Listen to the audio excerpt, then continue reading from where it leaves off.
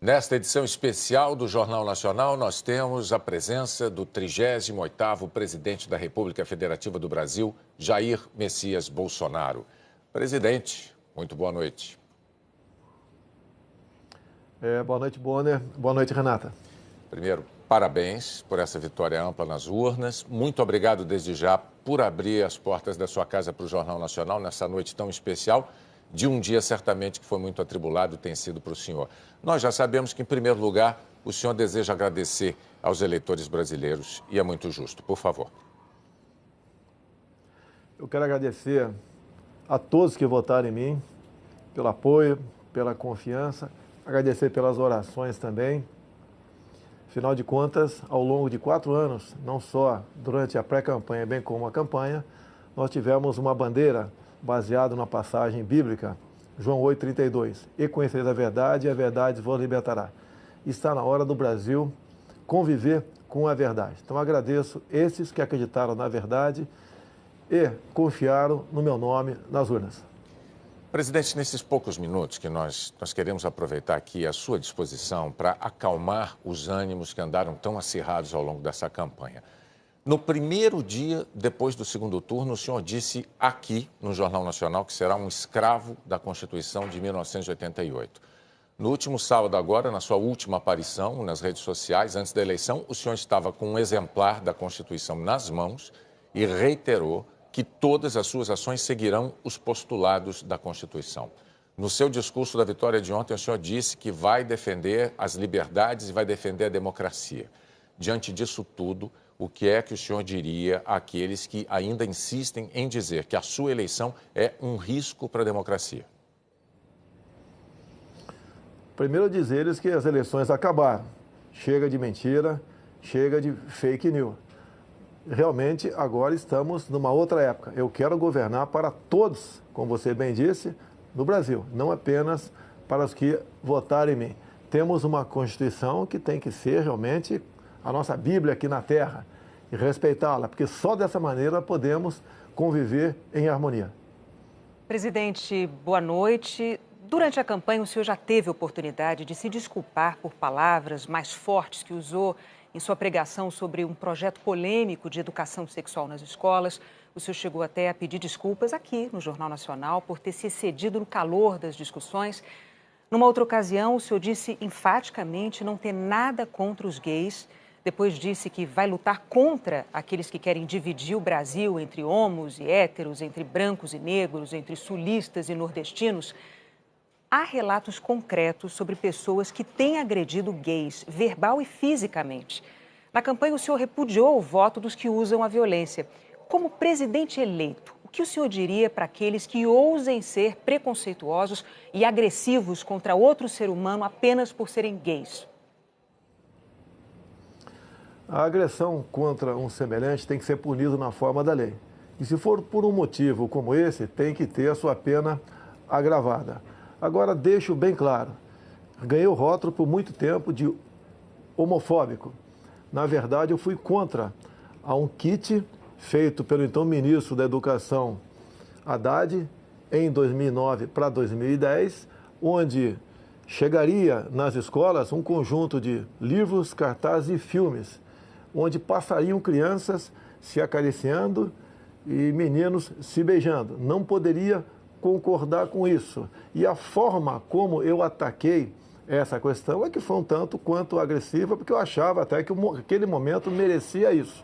Bem, tivemos em parte sucesso, porque no ano seguinte a própria presidente Dilma Rousseff, depois de ouvir as bancadas evangélica e católica, resolveu recolher esse material, mas o rótulo ficou em cima de mim.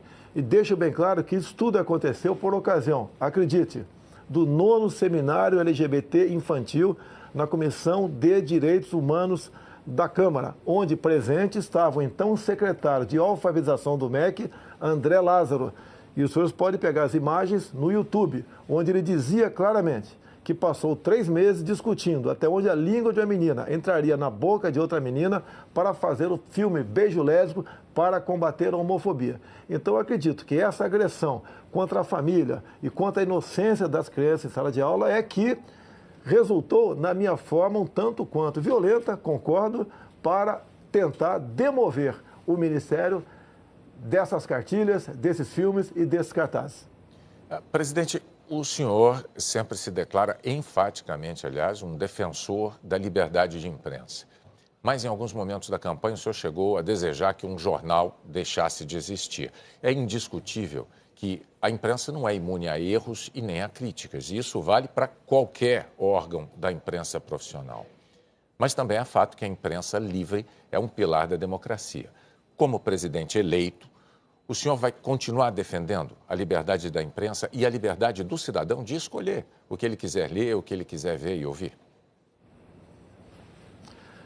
Totalmente favorável à liberdade de imprensa. Temos a questão da propaganda oficial do governo, que é uma outra coisa. Mas aproveito o momento para que nós realmente venhamos fazer justiça aqui no Brasil. Tem uma senhora de nome Valderice, minha funcionária, que trabalhava na Vila Histórica de Mambucaba e tinha uma lojinha de açaí. O jornal Folha de São Paulo foi lá, nesse dia 10 de janeiro, e fez uma matéria e a rotulou de forma injusta como fantasma. É uma senhora, mulher, negra e pobre. Só que nesse dia 10 de janeiro, segundo o boletim administrativo da Câmara, de 19 de dezembro, ela estava de férias. Então, ações como essa, por parte de uma imprensa, que mesmo te mostrando a injustiça que cometeu com uma senhora ao não voltar atrás, logicamente que eu não posso considerar essa imprensa digna. Não quero que ela acabe, mas, no que depender de mim, na propaganda oficial do governo, imprensa que se comportar dessa maneira, mentindo descaradamente, não terá apoio do governo federal. Então o senhor não quer que este jornal acabe. O senhor está deixando isso claro agora. Por si só, esse jornal se acabou, não tem prestígio mais nenhum. Quase todas as fake news que se voltaram contra mim partiram da Folha de São Paulo. Inclusive, a última matéria, onde eu teria contratado empresas fora do Brasil via empresários aqui para espalhar mentiras sobre o PT. Uma grande mentira, mais um fake news do jornal Folha de São Paulo, lamentavelmente. Presidente, me permita, como editor-chefe do Jornal Nacional, eu tenho um testemunho a fazer. Às vezes, eu mesmo achei que críticas que o jornal Folha de São Paulo tenha feito ao Jornal Nacional me pareceram injustas. Isso aconteceu algumas vezes, mas, para ser justo do lado de cá, eu preciso dizer que o jornal sempre nos abriu a possibilidade de apresentar a nossa discordância, de apresentar os nossos argumentos, aquilo que nós entendíamos ser a verdade. A Folha é um jornal sério, é um jornal que cumpre um papel importantíssimo na democracia brasileira, é um papel que a imprensa profissional brasileira desempenha e a Folha faz parte desse grupo da imprensa profissional brasileira. Mas a gente pode seguir adiante com a próxima pergunta da Renata. Sim, presidente, no discurso em que o senhor fez essa mesma afirmação sobre a imprensa, o senhor disse que os marginais vermelhos serão banidos da nossa pátria. O que o senhor quis dizer com isso? Foi um discurso inflamado, com a Avenida Paulista cheia, e, logicamente, eu estava me referindo à cúpula do PT e cúpula também do PSOL. O próprio Boulos, havia momentos antes, dito que invadiria a minha casa aqui na Barra da Tijuca por ela não ser produtiva. Vimos o candidato do PT derrotado, em vídeo também dizendo que a crise no Brasil só acabaria quando Lula fosse eleito presidente. Então foi um momento de desabafo, é um discurso acalorado, mas não ofendia a honra de ninguém. O que eu quero dizer com aquilo? No Brasil, de Jair Bolsonaro, quem desrespeitar a lei sentirá o peso da mesma contra a sua pessoa. Presidente, essa campanha foi muito polarizada, todo mundo sabe, todo mundo notou, às vezes até dentro de famílias houve brigas, o senhor certamente tem conhecimento disso. Ontem, no seu discurso, o senhor muito corretamente disse que será o presidente de todos os brasileiros. Para conseguir o seu objetivo de conciliação nacional, respeitadas as diferenças de ideias, o que é que o senhor poderia dizer agora, nesse momento aqui no JN, para os que não votaram no senhor? Dizer a todos vocês que não votaram em mim que nós estamos no mesmo barco. Se o Brasil não sair dessa crise ética, moral e econômica, todos nós sofreremos as consequências do que se aproxima no futuro. Nós queremos junto com vocês. Afinal de contas, nós temos tudo para sermos uma grande nação. O que está faltando é a união de todos, evitar as divisões. Essas divisões apareceram no governo anterior. Nordestinos, sulistas, brancos e negros, ricos e pobres, homos e héteros. Isso nós vamos evitar. Vamos tratar todos iguais. E eu apelo àqueles que não votaram em mim. Nos dê oportunidade agora de mostrar que realmente nós podemos fazer uma política de modo que a felicidade se faça presente em nosso meio no futuro. Presidente, uma última pergunta. O senhor disse há pouco à Record e ao SBT que pensa em convidar o juiz Sérgio Moro ou para o Ministério da Justiça ou para o Supremo Tribunal Federal. Qual dessas duas funções o senhor prefere para ele? Olha, o juiz Sérgio Moro é um símbolo aqui no Brasil. Eu costumo dizer que é um homem que perdeu a sua liberdade no combate à corrupção.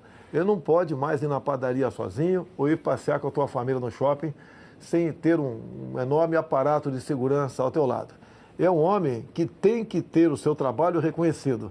Para mim, pretendo conversar com ele brevemente, já foi feita essa sinalização positiva, pretendo convidá-lo para o Ministério da Justiça ou, seria no futuro, abrindo uma vaga no Supremo Tribunal Federal, na qual melhor ele achasse que ele poderia trabalhar para o Brasil. É um homem que tem um passado exemplar no combate à corrupção. Em qualquer uma dessas duas casas, ele levaria avante essa sua proposta. E a corrupção tem que ser banida aqui do Brasil. Ninguém suporta mais conviver com essa prática tão nefasta.